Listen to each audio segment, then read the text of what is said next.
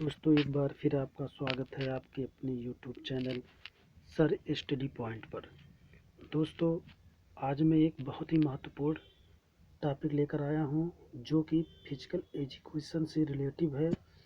उसका नाम है विकार। दोस्तों विकार को आज हम पढ़ेंगे, विकार क्या चीज़ होती है इसको देखेंगे और देखेंगे दोस्तों इससे क्वेश्चन किस प्रकार से पुटअप किए जाते हैं। तो दोस्तों हम शुरू करते हैं आज का अपना ये वीडियो। दोस्तों विकार को हम मानसिक विकार से जोड़ देते हैं। विकार को हम मानसिक विकार से जोड़ देते हैं। विकार किसी भी व्यक्ति को किसी भी प्रकार से भी प्रभावित कर सकता है। विकार व्यक्ति के प्रदर्शन प्लस दैनिक दिनचर्या को प्रभावित कर सकता है। दोस्तों जो विकार होता है वो एक ऐसी चीज़ होती है कि वो किसी भी प्रकार का व्यक्ति हो उसको प्रभावित कर सकता है। आगे देखते हैं दोस्तों, कोई भी विकार प्रारंभ में साधारण प्रतीत होता है लेकिन धीरे धीरे इसके घातक परिणाम आने लगते हैं। इसका कोई भी समय नहीं होता, वह व्यक्ति को किसी भी समय प्रभावित कर सकता है। यही बाद में अक्षमता का रूप धारण कर लेती है। दोस्तों कहने का मतलब ये है कि जब हम इस पर ध्यान नहीं देते तो धीरे धीरे यह एक बीमारी का रूप धारण कर लेती है, एक अक्षमता का रूप धारण कर लेती है और इसको हम मानसिक विकार भी कह सकते हैं। तो इसके प्रकार दोस्तों क्या होते हैं उसको हम देख लेते हैं। विकार के प्रकार, टाइप्स ऑफ डिसऑर्डर। अब देखते हैं दोस्तों, वैसे विकार बहुत से प्रकार के होते हैं लेकिन इसकी मैंने कुछ व्याख्याएं की है, कुछ टॉपिक बनाए इसमें। तो इसका जो फर्स्ट है व्यग्रता विकार। दोस्तों व्यक्ति बिना किसी कारणवश डरा हुआ, भयभीत या चिंता महसूस करे तो वह व्यग्रता के अंतर्गत है। यह विभिन्न प्रकार का होता है। इसमें चिंता की भावना बहुत से रूप में दिखाई देते हैं। कुछ विकार बिना कारण बस व डर के कारण होता है। ये भिन्न प्रकार के होते हैं। कहने का मतलब है दोस्तों कि यदि कोई व्यक्ति बिना किसी विशेष कारण के डरा हुआ, भयभीत या चिंता महसूस करे तो वह संभावित रूप से व्यग्रता विकार से ग्रस्त है। सॉरी दोस्तों, व्यग्रता विकार विभिन्न प्रकार के होते हैं जिसमें चिंता की भावना विभिन्न रूपों में दिखाई देती है। इसमें कुछ विकार किसी चीज़ से बिना कारण डर के होते हैं जो दो तरह के होते हैं। तो दो तरह के क्या होते हैं दोस्तों। फर्स्ट टॉपिक हम देखते हैं अवसाद। अवसाद एक प्रचलित नाम है। ऐसी मानसिक स्थिति दोस्तों, ऐसी स्थिति जिसमें उदासी, रुचि का अभाव, प्रसन्नता का अभाव, कम भूख लगना, वजन कम होना, अयोग्यता, निराशा, अपने व दूसरों के मध्य नकारात्मक विचारधाराओं के लक्षण को दर्शाती है। दोस्तों कहने का मतलब ये है कि अवसाद से जो ग्रस्त व्यक्ति होता है, ऐसी मानसिक स्थिति होती है जो उदासी, रुचि का अभाव, प्रसन्नता का अभाव, कम भूख लगना, वजन कम होना, अयोग्यता, निराशा और अपने व दूसरों के प्रति नकारात्मक विचारधाराओं के लक्षणों को दर्शाती है। यदि किसी व्यक्ति में ऐसे भाव 2 सप्ताह तक रहे तो उसमें अवसादग्रस्त उसे कहा जा सकता है। कहने का मतलब है कि वो किसी को बात को लेकर डिस्टर्ब हो जाता है और उसी के बारे में सोचता रहता है, जिसका अतिशीघ्र उपचार करना आवश्यक होता है, नहीं तो ये बहुत भयंकर रूप धारण कर लेता है। आगे देखते हैं, इसी के अंतर्गत आता है मनोदैहिक विचार। मनोदैहिक विकार इसके लक्षण शारीरिक हैं लेकिन इसके जैविक कारण सामने नहीं आते हैं। जैसे किसी व्यक्ति के पेट में दर्द होता है लेकिन हर प्रकार की जांच के बाद भी कोई समस्या दिखाई नहीं देती है। तो दोस्तों मनोदैहिक विकार को दैहिक स्वरूप विकार भी कहते हैं। मनोदैहिक विकार वे विकार हैं जिनके लक्षण शारीरिक हैं परंतु इनके जैविक कारण सामने नहीं आते। कारण क्या है इसका पता नहीं लगता लेकिन व्यक्ति इससे डिस्टर्ब रहता है उदाहरण के लिए हम देख लेते हैं, यदि कोई व्यक्ति पेट दर्द से परेशान है और बार बार ये स्थिति उसके सामने आती है, तमाम इलाज होने के बाद या उसका अल्ट्रासाउंड या किसी भी तरीके की जांच होती है तो उस जांच में कुछ निकलता नहीं है, वो समस्या दिखाई नहीं देती है, तो वो मनोदैहिक विकार के अंतर्गत आता है। आगे देखते हैं दोस्तों, सेकंड है विघटनशील विकार। विघटनशील विकार डिसोसिएट डिसऑर्डर, इसको देख लेते हैं क्या है विघटनशील विकार। दोस्तों, इस विकार में व्यक्ति के जीवन में कोई घातक दुर्घटना के बाद वह अपना पिछला अस्तित्व भूल जाता है, जिससे आसपास के लोग को पहचानने में असमर्थ हो जाता है। इसे ही विघटनशील विकार कहते हैं। दोस्तों, विघटनशील विकार का मतलब ये होता कि व्यक्ति किसी घातक दुर्घटना के बाद अपना पिछला अस्तित्व या गत घटनाएं भूल जाता है और आसपास लोगों को पहचानने में असमर्थ हो जाता है। इसे विघटनशील विकार कहते हैं। ये भी दोस्तों दो प्रकार का होता है। आगे देखते हैं क्या क्या है। विघटनशील जो होता है फर्स्ट स्मृत लोभ, इसको हम कह लें दोस्तों कि यह विघटनशील विकार का एक वर्ग होता है। इसमें व्यक्ति तनावपूर्ण घटना के बाद महत्वपूर्ण सूचनाओं को याद रखने में असमर्थ हो जाता है। इस समय व्यक्ति अपने नए अस्तित्व को महसूस करता है, या इसको दूसरे शब्दों में देख लें कि वह विघटनशील विकार का एक वर्ग है। यह विघटनशील विकार का एक वर्ग है जिसमें व्यक्ति आमतौर पर किसी तनावपूर्ण घटना के बाद महत्वपूर्ण सूचनाओं को याद करने में असमर्थ हो जाता है और इस स्थिति में व्यक्ति अपने नए अस्तित्व को महसूस करता है, मतलब कि जो पिछला अस्तित्व होता है उसको भूल जाता है। अगला देखते हैं दोस्तों, इसी के अंतर्गत आता है विघटनशील अस्तित्व विकार। इसमें वह अपने आप को विचित्र महसूस करता है। इस विकार में सबसे अधिक समस्या तब उत्पन्न हो जाती है जब कोई व्यक्ति एक से अधिक व्यक्तित्व मनोविकार व विघटन अस्तित्व से ग्रसित हो जाता है या ग्रस्त हो जाता है, या कह लें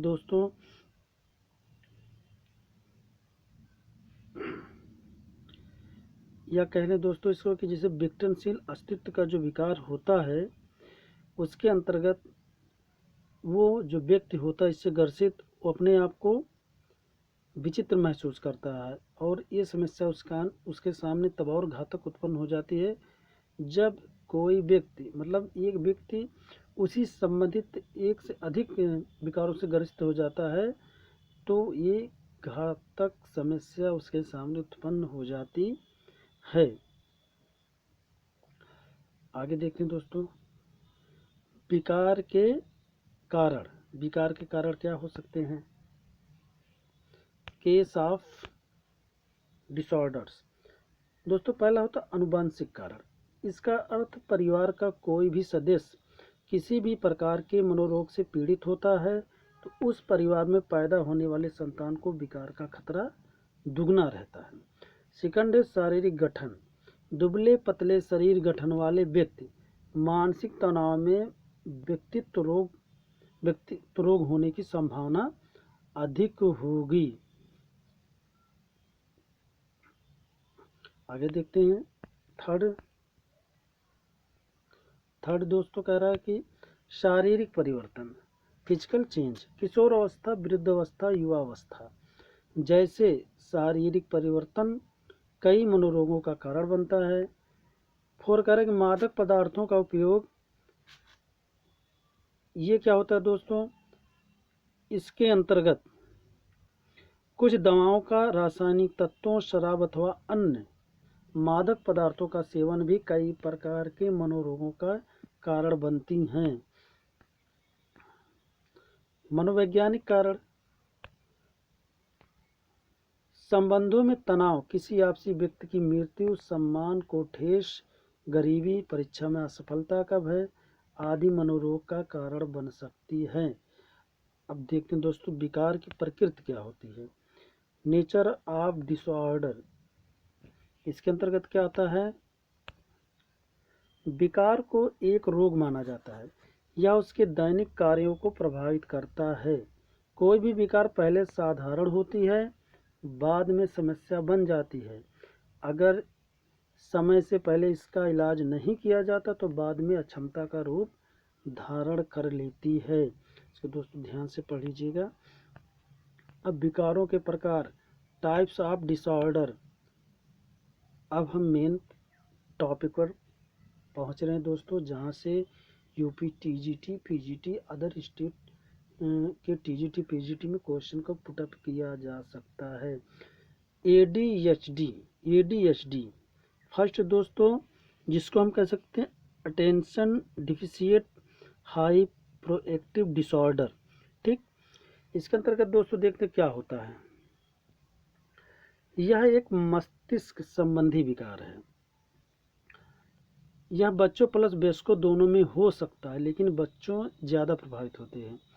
इसमें पीड़ित परिवार का इसमें पीड़ित का व्यवहार जो होता है बदल जाता है। स्मरण शक्ति भी कमज़ोर हो जाती है। इसका अर्थ है किसी वस्तु पर ध्यान केंद्रित करने का सही इस्तेमाल नहीं कर पाना। 4 से 12% बच्चे इस रोग से ग्रसित प्रभावित होते हैं। एक बार इसको पूरी तरीके से हम पढ़ लेते हैं।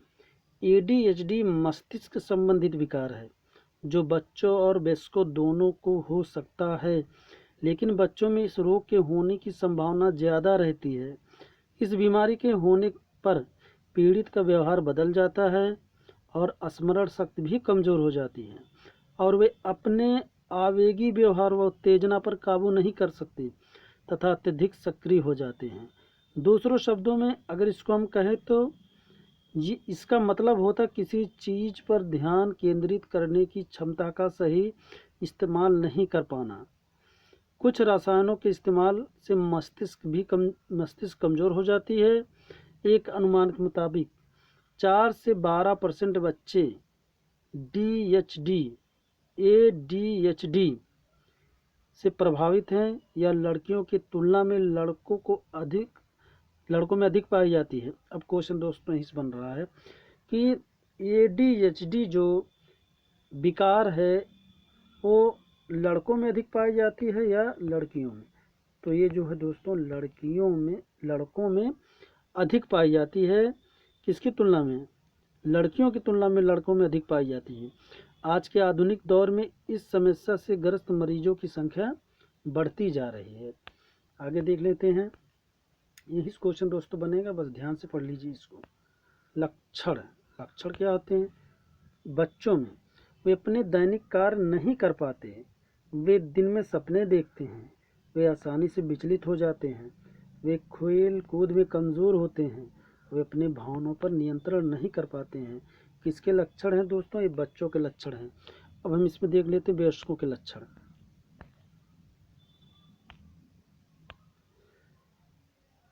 वे हमेशा चिंता में रहते हैं, वे आवेग में रहते हैं, वे अपने आप को कम समझते हैं, वे असंगठित रहते हैं, वे गुस्से पर काबू नहीं कर पाते हैं, वे बहुत जल्द परेशान हो जाते हैं। अब दोस्तों इसके कारण देख लेते हैं। इसका कारण क्या होता है? एडीएचडी का कारण तो इसके पहले भी आया था दोस्तों, देख लेते। अनुवांशिक कारण होता है समय से पहले जन्म के समय वजन में कमी, मादक पदार्थों के सेवन से एडीएचडी रोग हो जाता है। आगे देखते हैं दोस्तों, इसका एक और भाग है, दूसरा रूप इसका देख लेते हैं। एसपीडी जिसको हम कह लें सेंसरी प्रोसेसिंग डिसऑर्डर, ये क्या होता है? इसके अंतर्गत दोस्तों हम देखते हैं, इसमें मस्तिष्क को जानकारी प्राप्त करने में असुविधा होती है और इस प्रकार के विकार से ग्रस्त लोग वातावरण के प्रति संवेदनशील होते हैं, छूने, देखने, स्वाद व सुनने की क्षमता से प्रभावित होती हैं। इसमें व्यक्ति किसी भी वस्तु को गिरने से प्रभावित हो जाता है। इसमें इंद्रियों का महत्वपूर्ण कार्य होता है। इस प्रकार के विकार बच्चों में अधिक पाया जाता है। किसमें अधिक पाया जाता है? बच्चों में। ये विकार क्या कहाँ पाया जाता है, किस में अधिक पाया जाता है? बच्चों में दोस्तों ये विकार अधिक पाया जाता है।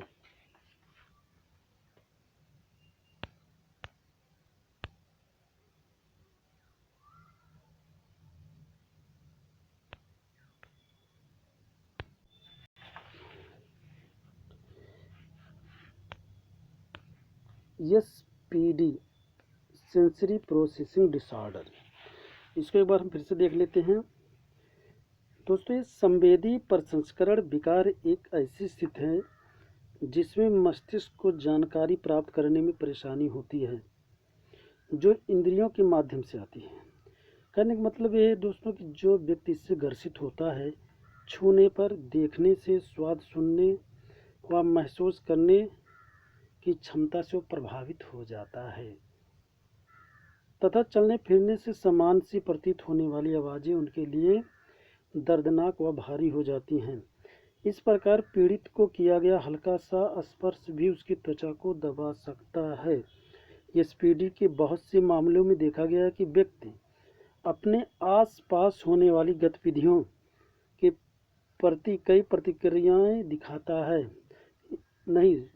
कोई प्रतिक्रिया नहीं दिखाता। इस प्रकार का विकार आमतौर पर बच्चों में अधिक पाया जाता है। हालांकि कई बार वयस्क व्यक्ति भी इस समस्या से पीड़ित होते देखे गए हैं। आमतौर पर सभी गतिविधियों को करने का संकेत इंद्रियों से मिलता है।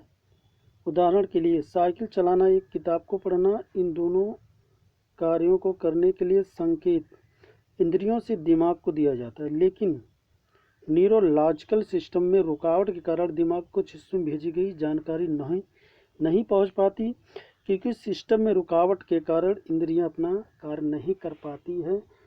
इसमें SPD के लक्षण में इंद्रियों का महत्वपूर्ण स्थान होता है। अब इसके लक्षण देख लेते हैं दोस्तों।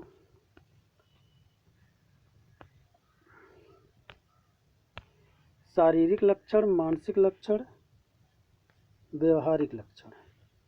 शारीरिक लक्षण में नींद न आना, मांसपेशी वृद्धि धीमी, खराब आसन, खराब संतुलन। मानसिक लक्षण में आक्रामकता, अवसाद, अचानक छूने से डरना। व्यवहारिक लक्षण में सुगंध के प्रति संवेदनशील, रचनात्मक खेल में शामिल न होना, आवाज़ के प्रति संवेदनशील। ये सब SPD के लक्षण हैं। कारण क्या हो सकता है दोस्तों? कारण इसका हो सकता है आनुवंशिक कारण, जन्म से कम वजन, भोजन के तत्वों से एलर्जी, ब्रेन स्टेम मतलब ब्रेन संबंधी चोट।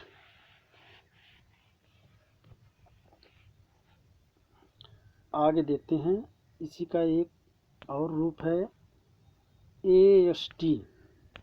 क्या है दोस्तों? ASD autism spectrum disorder. सामाजिक संपर्क करने में कठिनाई होती है, लोगों के बीच उठने बैठने में हिचक होती है। ये समस्याएं बचपन से प्रारंभ होती है, जीवन के अंत तक चलती है। ये विभिन्न लक्षणों के होते हैं। अमेरिका जैसे देश में वहाँ के प्रति 68 बच्चों में इसका एक बच्चा शिकार है। ये विकार लड़कों की अपेक्षा लड़कियों में ज़्यादा होता है, लड़कियों में ज़्यादा पाया जाता है। समानता 14 साल के बच्चों में इस बीमारी को ज़्यादा देखा गया है। सामाजिक संपर्क लोगों से बातचीत, व्यवहार, रुचियां प्रभावित करते हैं।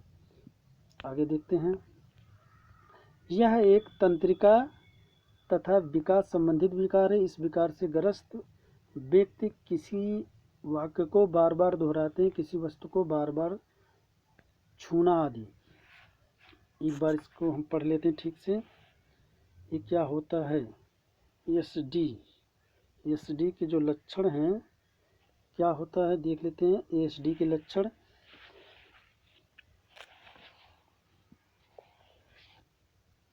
सामाजिक संपर्क करने में कठिनाई आती है, उसे लोगों के बीच उठने बैठने में हिचक महसूस होती है। ये समस्या बचपन में शुरू होती है और जीवन के अंत तक रहती है। इस बीमारी के कई रूप हैं, इसलिए बच्चों में भी इसके अलग अलग लक्षण पाए जाते हैं। अगर बात करें तो अमेरिका जैसे देश में वहाँ 68 बच्चों में से एक बच्चा इसका शिकार है। यह विकार लड़कों की अपेक्षा लड़कियों में ज़्यादा पाया जाता है। अगर इसके संकेत और लक्षणों को समय रहते इलाज ना किया जाए या पता ना लगा पाए तो प्रभावी ढंग से यह विकार बहुत प्रभावित करता है। सामान्यतः 14 साल में बच्चे में इस बीमारी को ज़्यादा देखा गया है। ASD के जो बच्चों के जीवन के 3 अलग अलग क्षेत्रों को प्रभावित करता है। पहला सामाजिक संपर्क, दूसरा लोगों के साथ बातचीत, तीसरा बच्चों में व्यवहार और रुचियाँ। इस बीमारी में हर एक बच्चे में अलग अलग पैटर्न दिखाई देते हैं। किसी बच्चे को समझने में दिक्कत होती है तो किसी को लोगों से बातचीत करने में डर लगता है, तो किसी में दोनों लक्षण पाए जाते हैं। यह एक तंत्रिका तंत्र तथा विकास से संबंधित विकार है। इस विकार से पीड़ित व्यक्ति किसी काम या वाक्य अथवा शब्द को बार बार दोहराते हैं।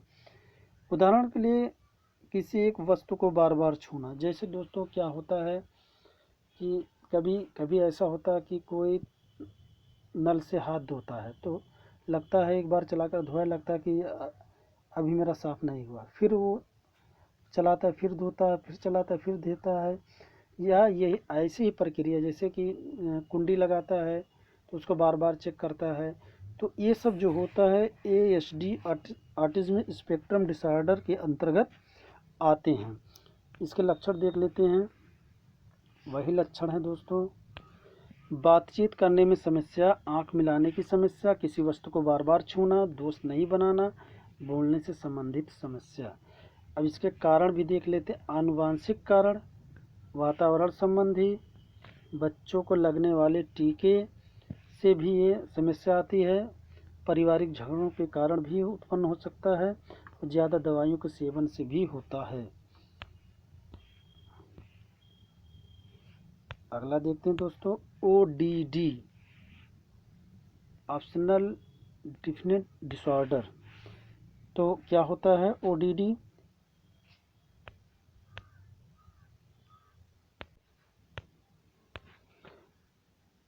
इस विकार में बच्चे क्रोधी विवादी व्यवहार वाले हो जाते हैं तथा वे नकारात्मक सोच वाले हो जाते हैं। ये विकास जो विघटनकारी श्रेणी में आता है और किशोरावस्था में देखा जाता है।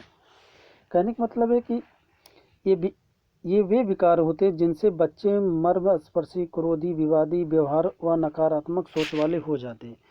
यह एक मानसिक व विघटनकारी विकार है जो अक्सर किशोरावस्था में देखा जाता है।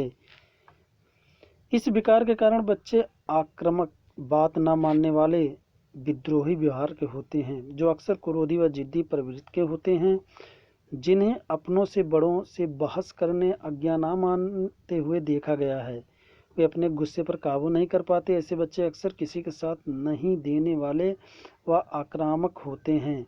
वे अपने माता पिता से हर बात पर झगड़ते हैं, खासकर जब वे थके, दबाव या तनाव में रहते हैं तो अपनों से बड़ों से बहस करते हैं और किसी भी नियम व आदर्शों को नहीं मानते। वे ज़्यादातर तनाव व दबाव में रहते हैं, अक्सर अपनी गलतियों को किसी और पर थोपने का प्रयास करते हैं और बदला लेने की भावना रखते हैं। ऐसे बच्चों को मित्र बनाने में बहुत दिक्कत होती है। तो ये सब कारण हो सकते हैं दोस्तों। आगे देखते हैं, लक्षण भी उसका यही है। संज्ञानात्मक मनोवैज्ञानिक व्यवहार, इसके लक्षण होते हैं। बोलने से पहले क्या कह रहा है दोस्तों, बोलने से पहले ना सोचना, ध्यान केंद्रित करने में असफल, तनावग्रस्त रहना। मनोवैज्ञानिक कारण में दोस्त बनाने में मुश्किल, आत्मसम्मान की कमी, अपनी मर्जी से कार्य करना। व्यवहार के अंतर्गत लड़ाई करना, गुस्सा ज़्यादा आना, दूसरों से बहस करते रहना।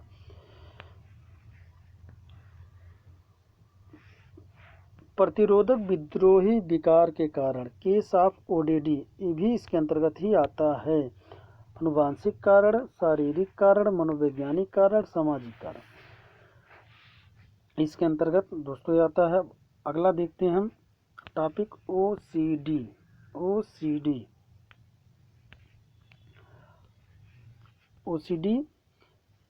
Obsessive compulsive disorder. तो क्या होता है, यह एक चिंता संबंधी, बहस संबंधी मानसिक विकार है जो किसी भी आयु में हो सकता है और पूरे जीवन में चलता रहता है। वो अपने से संबंधित वस्तु को बार बार जांचता, प्रत्येक दैनिक जीवन से संबंधित क्रियाओं को बार बार दोहराता, जैसे बार बार हाथ को धोना, दरवाज़ों को बार बार चेक करना, गैस को चेक करना। तरीके के वाले व्यक्ति में तनाव, चिंता में पड़े रहना। कहने का मतलब है इसके पहले जो आया था सेम उसी से मिलता जुलता लक्षण है, लेकिन इसमें वो लक्षण ज़्यादा हो जाते हैं। जैसे अभी मैंने बताया कि जब वो नल चलाते हैं, हाथ को धोते हैं, तो उनको लगता है मेरा हाथ अभी साफ नहीं हुआ, फिर बार बार धोते हैं। दरवाज़ों को बार बार चेक करते हैं, कुंडी को बार बार चेक करते हैं, गैस को चेक करते हैं कहीं खुला तो नहीं है। तो ये एक ऐसी प्रक्रिया होती है जो निरंतर करते रहते हैं और इसमें वो डिस्टर्ब हो जाते हैं, तो OCD के अंतर्गत आता है। इसके जो लक्षण होते हैं दोस्तों, वेरी इंपॉर्टेंट है, लक्षण से ही उठा सकता है। साफ सफाई करते रहना, बार बार सामान को व्यवस्थित करना, वस्तु को बार बार जांचना, आनुवांशिक तत्व, जैविक तत्व, संक्रामक तत्व, वातावरणीय संबंधी तत्व, ये सब इसके लक्षण के अंतर्गत आते हैं। जैसे कह लें कि हम तो जैविक तत्व में अगर हम देख लेते हैं तो मस्तिष्क के मार्गों में रुकावटें, न्यूरोट्रांसमीटर के स्तर में कमी, मस्तिष्क के रसायन यूरोलॉजिकल व सीरोटोनिन नामक केमिकल में आपसी तालमेल न होने के कारण भी हो सकता है, गहरे सदमे के कारण भी हो सकता है। अनुवांशिक तत्व में जानते जो माता पिता से बच्चों में आ जाते हैं, यदि माता पिता में एक भी ग्रस्त है तो बच्चा ग्रस्त हो सकता है। संक्रमण तत्व में है स्ट्रेप्थोकोकस से संक्रमण के आत्म-केंद्रित स्पेक्ट्रम विकार के कारण। वातावरण संबंधी तत्व में आ जाते हैं पर्यावरण से तनाव, जीवन में बदलाव के कारण, जैसे शादी होना, नौकरी लगना, जिम्मेदारियां बढ़ जाना, तमाम चीज़ें हो सकती है वातावरण संबंधी इस रोग के कारण। तो दोस्तों ये बहुत ही महत्वपूर्ण टॉपिक थे। अब इससे संबंधित थोड़ा प्रश्न संग्रह देख लेते हैं। आप अगर हल कर पाएँ तो बहुत अच्छी बात है। इसको पढ़ने के बाद विकार होते हैं दोस्तों, विकार होते हैं 2 प्रकार का, 1 प्रकार का, 3 प्रकार के, 4 प्रकार का। आपने भी पढ़ा कि विकार होते हैं दोस्तों कितने प्रकार, टोटल 4 प्रकार के विकार होते हैं। इसमें से एक क्वेश्चन तो आना इम्पॉर्टेंट है। अब देखते हैं, यह विकार लड़कों की अपेक्षा लड़कियों में अधिक पाया जाता है। इसके पहले पढ़ाया गया है कि ये विकार लड़कों की अपेक्षा लड़कियों में अधिक पाया जाता है। OSD है कि OCD, ODD या D सभी। तो दोस्तों जो लड़कों की अपेक्षा लड़कियों में अधिक पाया जाता है वो ASD विकार कहलाता है। ऑप्शन ए हम चूज कर लेंगे। अगला है, बच्चों और माता पिता के संबंध अच्छे नहीं होते तो वह विकार क्या होता है? ASD होता है कि ODD होता है कि SPD होता है कि ADHD होता है? तो दोस्तों वो होता है ODD, option B. 4 option last question देख लेते हैं दोस्तों। ODD ऑप्शनल डिफिनेट डिसऑर्डर के लक्षण हैं तनावग्रस्त रहना, या फिर आत्मसम्मान की कमी, या गुस्सा ज़्यादा आना, या डी सभी। तो इसका जो सही ऑप्शन दोस्तों डी सभी है। इस प्रकार एक बहुत ही महत्वपूर्ण वीडियो दोस्तों आज का हमारा यहीं पर समाप्त होता है। मैं बहुत जल्द एक और बहुत अच्छे टॉपिक का वीडियो लेकर आऊँगा। धन्यवाद।